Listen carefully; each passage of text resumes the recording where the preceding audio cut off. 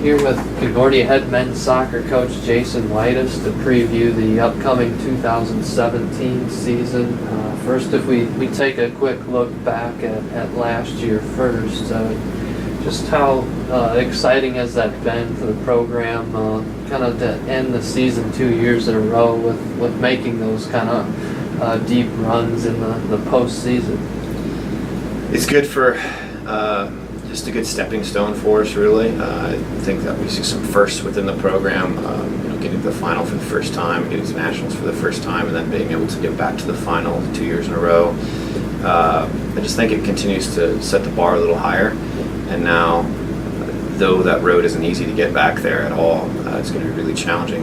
That's kind of the expectations the team has, and that's where one of the goals that they want to get to. They have goals beyond that, but I think it just helps instill those expectations right away for incoming players.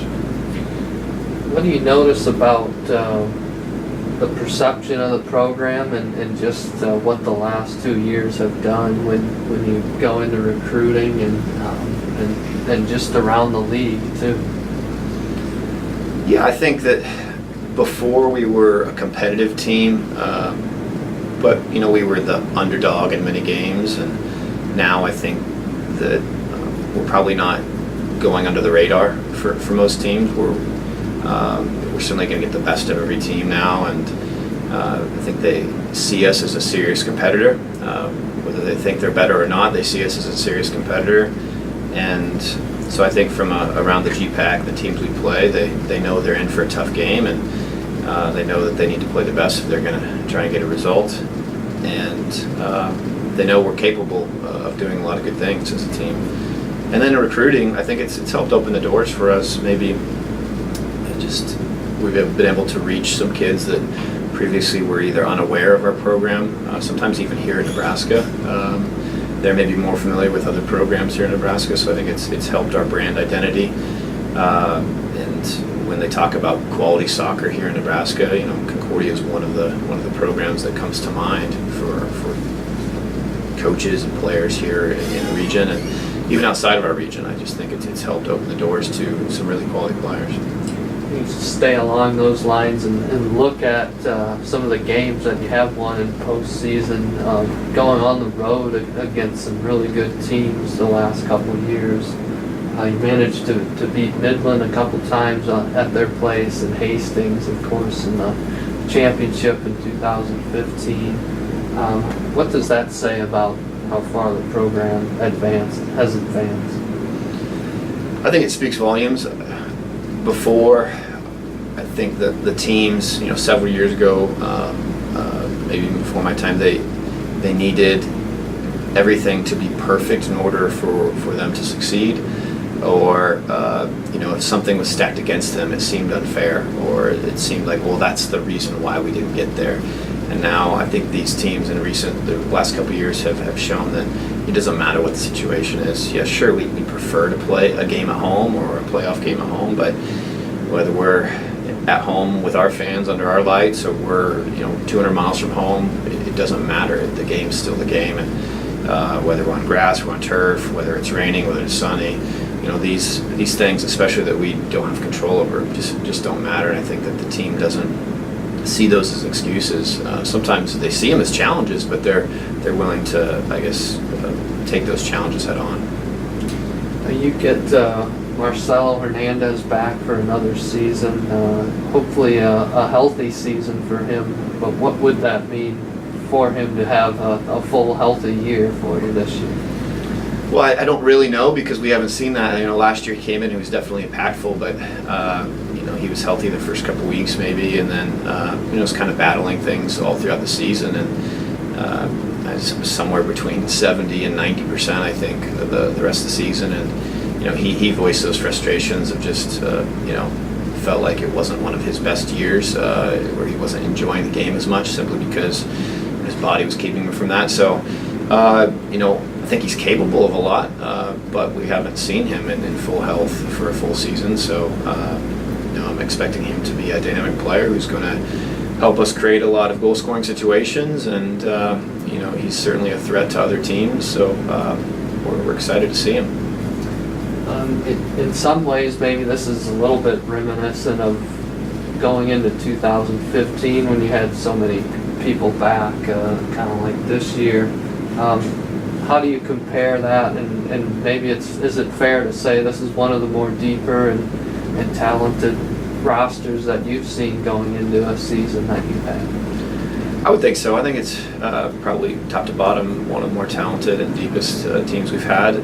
But on that same line, we've kind of felt that almost year to year as we've been progressing as a program, and I guess it makes sense of where we've been heading. But I thought that same maybe last year, and then the year before, and then the year before. But it's similar a little bit in that it's kind of a big senior class. We actually have a pretty big freshman class as well. So those are kind of the two biggest classes within our team this year.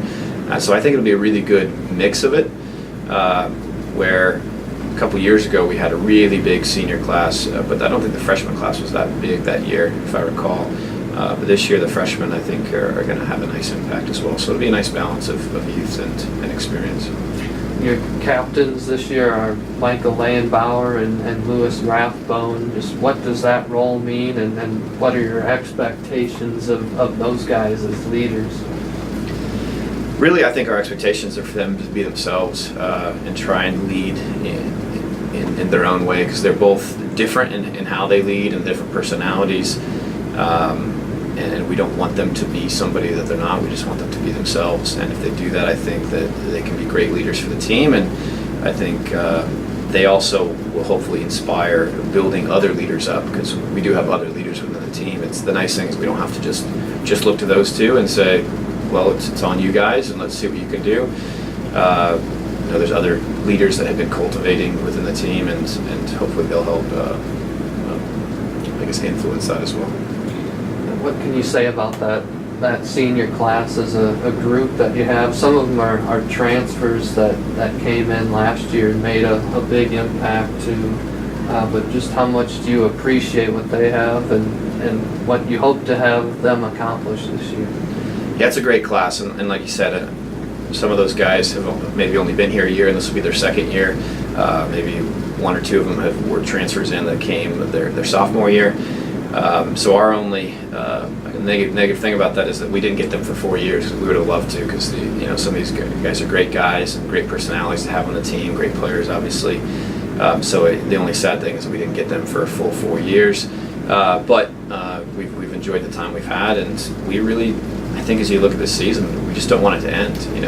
We've got to cherish and enjoy every day that we get together as a team, because at some point it will be the end. And we just want to make sure that we've given everything we have to make it last as long as possible this season.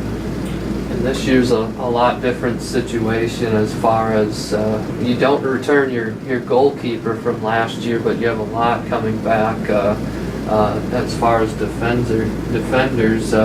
What do you like about that group? They seem to come together pretty quickly last year, even though you had quite a few new faces. Yeah, the defensive group, we do return a lot of guys, but we also added several defenders to the group in terms of newcomers that we think can be impactful right away and add depth to the team. So we're excited about that. Last year we shifted some people around, so some people played as an outside back or center back that hadn't played it before. Since we're adding some new guys to the mix that can help us right away, will give us a little bit more flexibility to move some other guys around in other positions. So it'll be interesting to see how that all develops, because though we have a lot of returners, I think that there's some newcomers that are really going to push these returners. So it should be fun to watch. And what can you update as far as the goalkeeper position? I don't know if there's a whole lot you learn over the summer months, but what can you say about what you have with Jack Bennett as the returning guy that maybe moves in place of Mark Horsberg? Yeah, Jack has been working hard the last couple of years, and I think has done well to really improve. And this last year we really started to see a big stride forward for Jack, and just really became a lot more consistent, and I think is ready to step up into that position. Then we've got a couple newcomers coming in the mix that I think are going to help us as well. Jacob Elam from Omaha, Nebraska, played for EBA, Elite Boys Academy, and he's ready to go to step into that mix right away as well. And then Mickey Waldron is joining the team as well, and Mickey's been working hard this summer, and so we like our group of goalkeepers. Are there maybe some unsung guys from last year that you thought really made an impact or ready to kind of make a big leap this year? Yeah, I mean, I feel like if I'm going to name some names, I'm certainly going to leave some guys off because I do think it was a good spring for a lot of guys. I think even Angel Alvarez jumps to the mix of really took, I think, a big step forward. He's taken steps forward, but I think he really took a step forward. I thought Carlos Ferrer, though, was impactful. That freshman year, I think had a pretty good spring and just showed some strides. And really a lot of guys. Derek Eitzman, I thought, took a big step this spring. He went from a guy that didn't play a lot this past really couple seasons and played a few minutes this past fall here and there. Even in some big games he played a few minutes, but this spring he looked like a different player, just really looked comfortable and confident. And those are just a few of several guys that come to mind. I think the team was really working hard, and even on their own individually they were working really hard. So I think we'll see several of those returners that have taken some big strides, and you might see some returners get some significant minutes that people aren't aware of. They just didn't play much over the last year or 2 years. So we should be able to plan on another appearance in the GPAC championship, right? I'll put it on your calendar. I wish it were that easy that we could just put it on the calendar and say we're going to be there. We got a long road, but it'll be exciting and fun road to really strive to get there. So I think we'll certainly do everything in our power to get back there. Well, as we record this, at this point, a few weeks out from athletes coming back to report, but what do you hope to accomplish in that couple weeks or so that you have before a preseason, before you get things going for real?